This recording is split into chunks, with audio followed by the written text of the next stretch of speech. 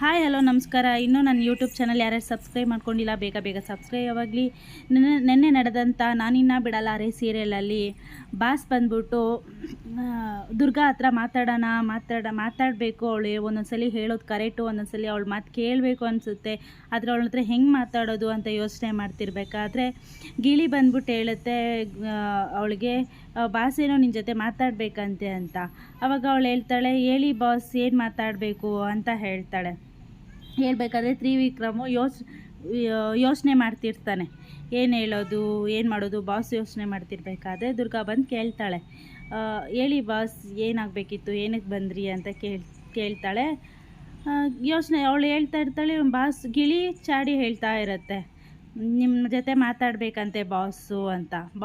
Boss ಬಂದ್ಬಿಟ್ಟು ಗಿಳಿ ರೇಗಿಸ್ತಾ ಇತ್ತು ಇವರಿಬ್ಬರನ್ನು.